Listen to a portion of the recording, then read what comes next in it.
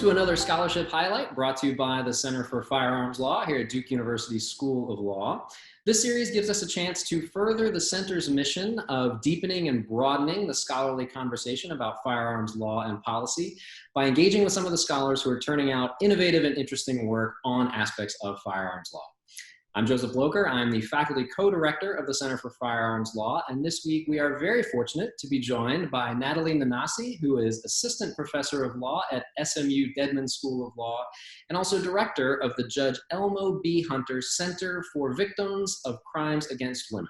And we're going to be talking about Professor Nanasi's forthcoming article, Disarming Domestic Abusers, which will soon be published in the Harvard Law and Policy Review.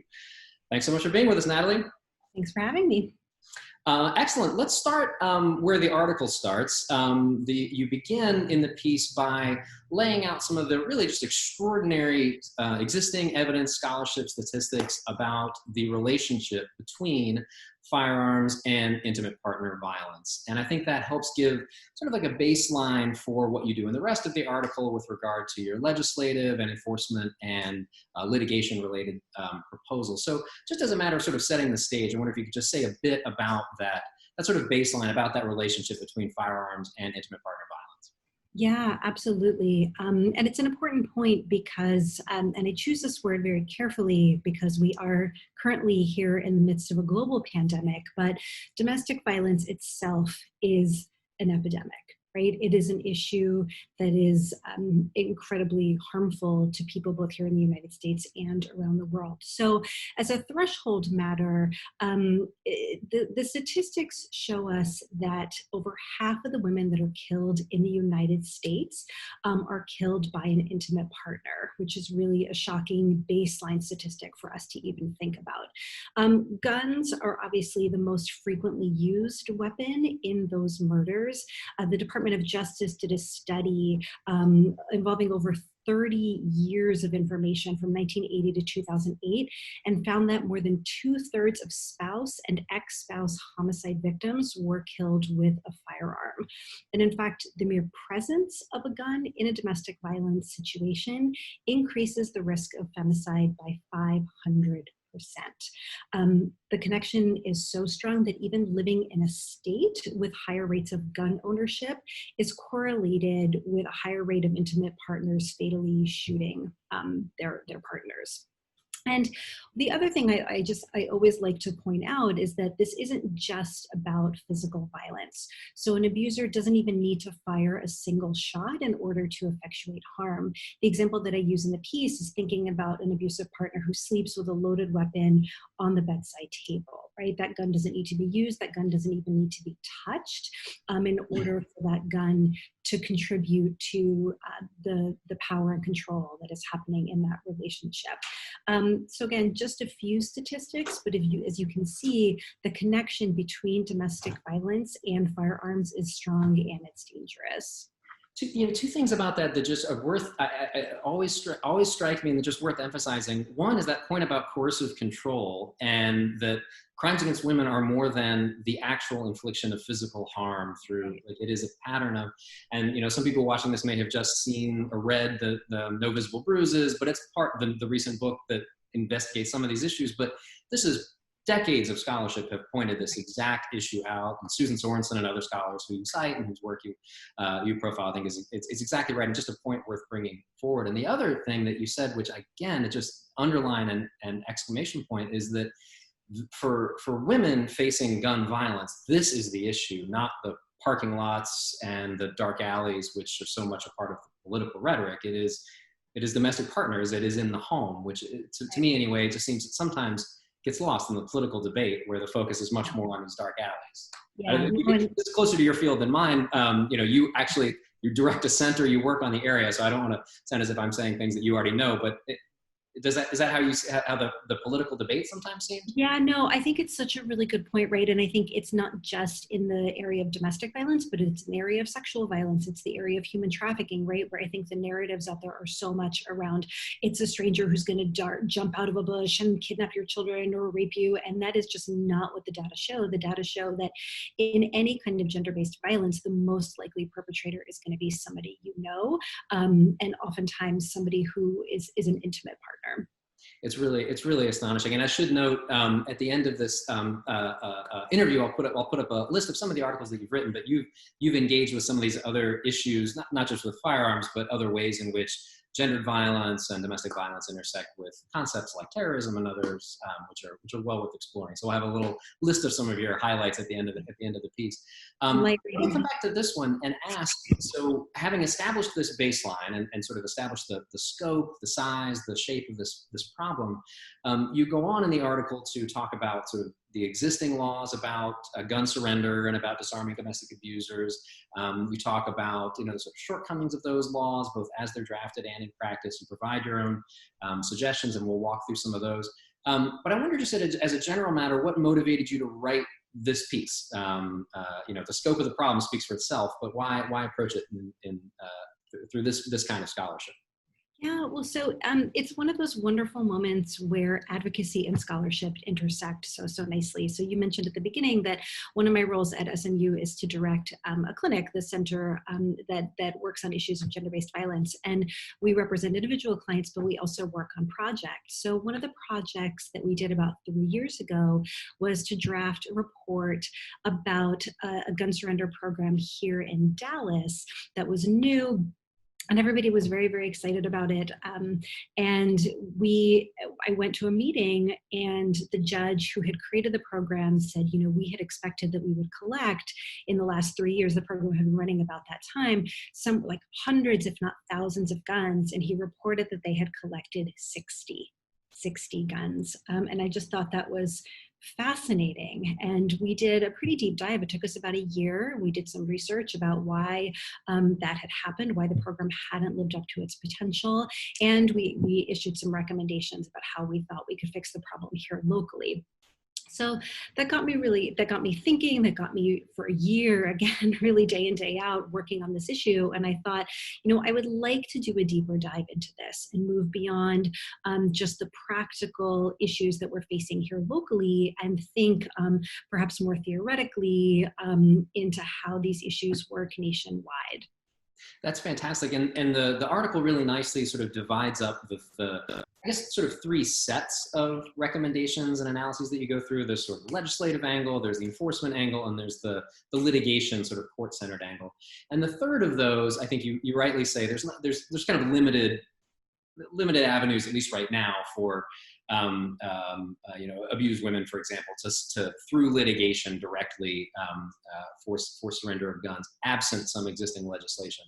So the focus really, it seems to me, is on the first two, the legislative and the enforcement. Like, that's where the major problems are that might require that might accept some fixes. So why don't we do those two in order? And if you could maybe start by saying a little bit on the legislative angle, and then we'll come back to the enforcement angle, including the Dallas example, which is really interesting in the paper. What kind of legislative fixes are you comprehending, proposing here? Yeah, so probably important to start with where we are now before we talk about what there is to fix. So, and again, I don't want to presume knowledge on the part of anybody who is watching this. So currently there are federal laws on the books that prohibit perpetrators of domestic violence who either have misdemeanor or felony criminal convictions or are subject to a domestic violence protective order from owning or possessing firearms, right? So the laws on the federal level are on the books. The problem is that only about half of the states have comparable laws. And if you think about it, that's really where the action is, right? Federal enforcement, as I talk about in the paper, is exceedingly, exceedingly rare. And so it is, when you think about intimate partner violence, it's the local police, it's the local sheriff who are going to be called. They're not calling out the ATF, right? And so the lack of state laws that would mirror the federal laws is a big problem. So what I do in the paper is I really kind of walk through what some of the pieces of those state laws might look like. And I obviously, I'm not going to cover everything, but just a few things that I think are really important. The first is that obviously state laws, as I mentioned, should mirror the federal laws, so they should cover both the criminal piece and the civil piece, and that what that is that the civil protective orders that survivors of domestic violence will get. on that protective order front, it's incredibly important that the law covers both the permanent protective orders, which typically last for about 2 years, but also the temporary protective orders.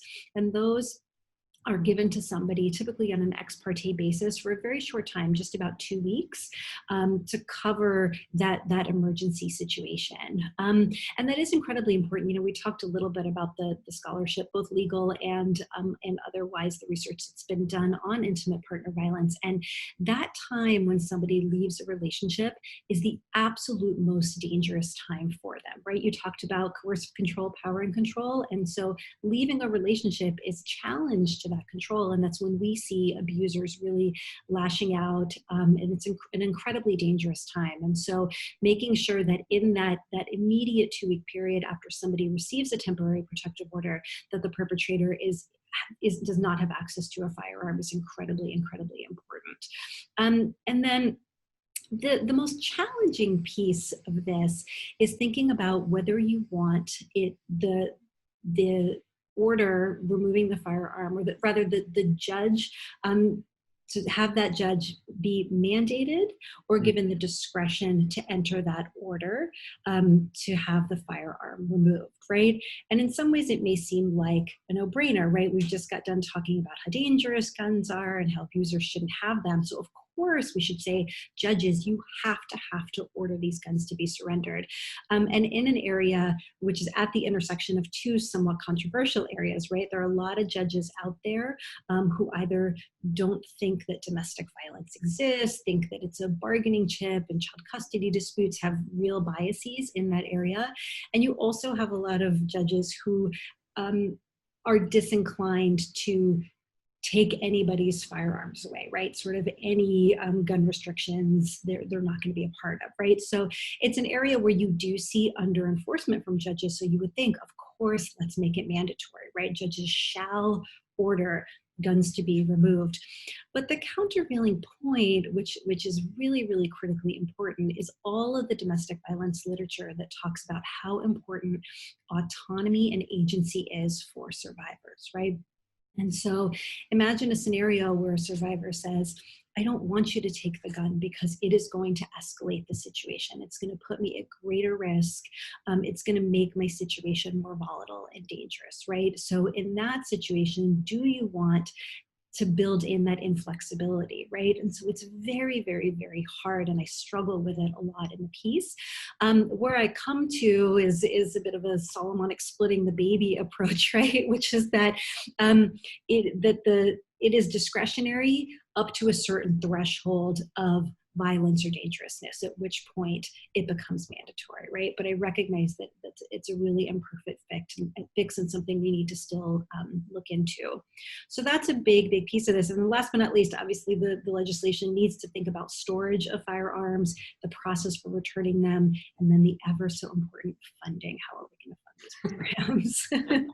Always a crucial question. Right. It's really nice to, even as you're describing it, it's so nice to just to see like how clearly like these various aspects of your work come together. I mean, which brings me back, I guess, to the conversation you're having about the Dallas enforcement situation, where the whoever it was who thought, we're going to get hundreds, maybe even more than 1,000 guns through this program. And you talk about this in the paper too, and they end up with, 5 dozen or whatever it is. It's a nice sort of, I guess, segue to the point you were ending on there about enforcement, which is sort of the second, and I guess the next of the prescriptive pieces in the paper. Could you say, as you did for the legislation, could you say more on the sort of enforcement, what you expect and hope we could change or do better as regard to enforcement of the laws that hopefully will be on the books or the ones that already are? Yeah, absolutely. And so I feel like I'm caveating every single answer I give you, but I guess that's what makes me a good lawyer. So the thing I'll say about enforcement is that it's not a one-size-fits-all type of thing, right? So just even thinking about Texas, which is just one of 50, in fact, states, there's so many different ways that law enforcement agencies are organized, that courts are organized, that certain places where the police have jurisdiction or the sheriffs have jurisdiction or dual jurisdiction, right? So it's incredibly complicated. So I try to keep the paper on a somewhat high level, again, hoping that it would have that national scope. But there really are two main points about about enforcement. The first is that coordination is absolutely essential, right? So every single person in the chain of the criminal justice system, so starting with the arresting officer to the detective, to the prosecutor, to the judge, even the probation officer, and outside of that chain, thinking about advocates, defense attorneys, everybody has to be talking to each other, right? They all have to be asking both the victim and the perpetrator about firearms, and both documenting that and then informing everybody else in the chain about that answer.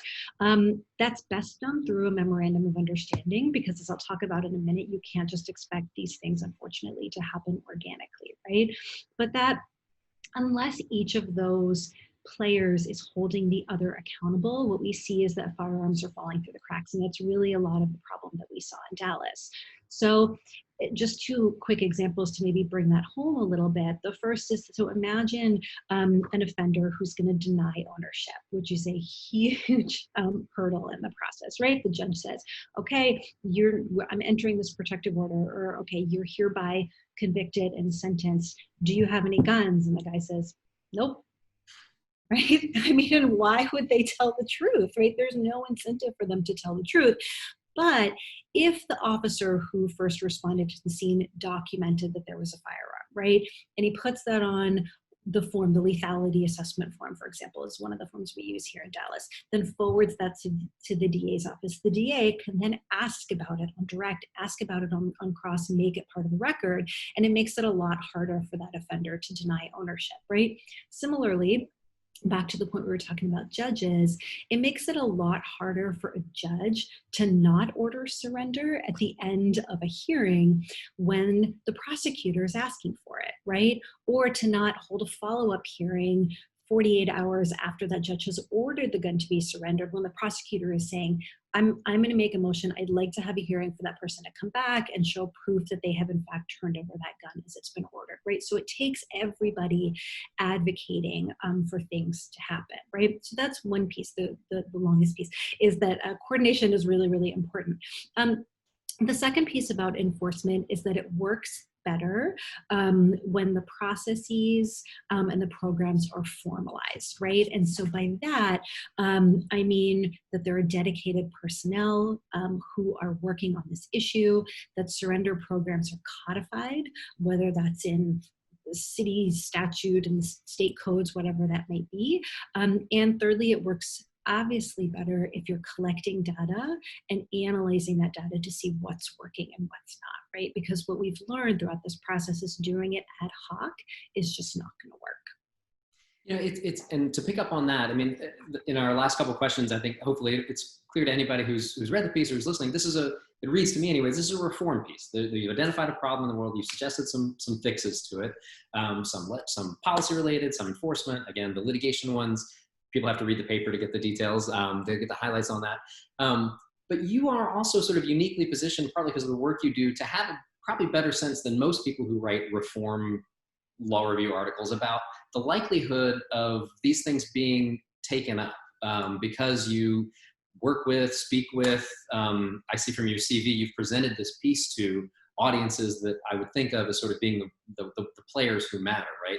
It's different if a scholar who's, just, a little more sort of isolated in the ivory tower, not actually sort of, running a center directed to victims of crimes against women.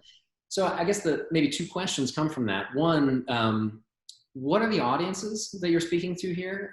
Either scholarly audiences sort of, in the non-scholarly world. And then two, how likely do you think they are to take these recommendations? Right? You mentioned the memorandum of understanding suggestion, which is prominent in the paper. I have no experience with this whatsoever, but I would imagine that getting prosecutors and elected officials and police to sign on to an MOU is tough. That's no reason not to ask. There's no reason not to pursue, of course. But like how confident are you of the relevant audiences sort of listening and doing what they should do? Yeah. So to address your first question in terms of audience, one of the reasons that I decided to publish the piece in the Harvard Law and Policy Review is that it's the ACS journal, right? And so it does have a reach beyond just, as you mentioned, the ivory tower academics, right? And that was really, really important to me because I did want this piece to reach an audience that was broader than just you and I sitting here talking about the really fascinating constitutional implications of this. And again, that's really interesting, but I wanted to have a broader reach. And actually, my long-term goal is to, once this is published, to shove it in the hands of some students and then have them take this academic work and turn it into a how-to guide, right? Maybe we'll start with Texas because we're here, but so you want to do a gun surrender program, here's the things that you can think about, right? So that's my hope, is that we can take this and kind of bring it up a level or bring it down a level depending on who the audience is. Now, whether people will listen, that's the age-old question. I'm happy to say we did get an MOU done here in Dallas County, which was huge, right? And got buy-in. How do you get people to do things, right? You get important people on your side, and by that I mean, sometimes it's powerful people, right? We were very lucky to have a DA here who was on board. Who then kind of spearheaded it, and you're going to have better luck with the police if you've got the DA who's sitting there at the table with you. But some of the other work that we've been doing in the center is we created a website for survivors in Texas to bring this down to a level that's relevant to them, right? And I should even say down, but bring this to a level that's relevant to them, so that they can start advocating, right? So if they have the information, they can then say to their advocate at the shelter or to the prosecutor who's working on their case, look, I know that he's not allowed to have a gun, so I want you to bring this up in court, right? We want every person, again, it's back to that communication and coordination piece. We want everybody to have the information. So the more disparate voices we have asking for this, the more likely we are to be successful. That tees up just one last question. That this question about sort of levels and how you have the conversation. The lesson I take apart from Dallas is this is going to depend on who you can talk to on the ground, local, DAs, et cetera, et cetera. There's a ground game aspect to it. But the piece is coming out. It wasn't written against a backdrop, but it is going to be published against a backdrop of a really, as we're having this conversation in July of 2020, against a backdrop of a really intense national conversation about the role of law enforcement. Especially, it's a long simmering conversation, but I think especially has come to the fore, of course, in the wake of the murder of George Floyd and others. How do you think differently, or do you think differently about this piece or these issues kind of against that backdrop of thinking about overcriminalization of police brutality and the sort of role of the carceral state? How does any of this register differently, or does it? Yeah, no, it definitely does, right? The thing is, I've been thinking about and working on these issues for a really long time, thinking about the role of the state in addressing the problem of intimate partner violence. And I think that what I've argued in a lot of the papers is that we've swung way too far, right? This police used to ignore domestic violence, and now we have the approach is arrest everybody, right? And I don't think that that's the right approach. As I mentioned, I wrestled with it a little bit in the piece. My next piece, I'd like to wrestle with it a little bit more, right? And so that's what I'm actually working on right now, thinking about how all of these, there's so many people who have been working in an anti-carceral model on the issue of domestic violence, right? How can we solve this problem without involving the state, right? What can we learn from public health models, from human rights models about, and really thinking about this question of incentives, right? So I spoke to a judge about this issue, and it was such an enlightening conversation because the way that she looked at it, she said, here's somebody who committed an assault against their intimate partner. And it wasn't like they didn't know that was against the law, right? They did it anyway because they took a calculated risk. And so why do we think that they're going to do anything different in the criminal justice system, right? When they're like, I know I'm not supposed to have this gun, but the odds of me getting caught are low. I want it. I don't want to give it up. And so how can we think about using some of these other theoretical models in getting these guns out of people's hands, things that are not going to involve bringing police to people's doors, and requiring people, especially, as you alluded to, people of color, immigrants who were not going to be inclined to go and reach out to the police when they're having problems, right? How do we reach out to those people? Again, not necessarily as a substitution, but as a complement to some of the things we're already doing in the criminal justice system. That's fantastic. I always like to, although I hate to ever end a scholarly conversation, I like to end it by sort of looking forward to the next piece. So your answer there is great because it sort of gives us a sense of kind of what's coming next. But thank you so much for joining us. Again, Professor Natalie Nanasi from the SMU Dedman School of Law, thank you so much for being with us. Thanks to all of you who were able to join us. If you have any questions, comments, thoughts, please reach out to us by email. We're at firearms@law.duke.edu. You can also find our webpage at law.duke.edu/firearms. Find us on Twitter at Duke Firearms Law, or subscribe to our blog, Second Thoughts. Until next time.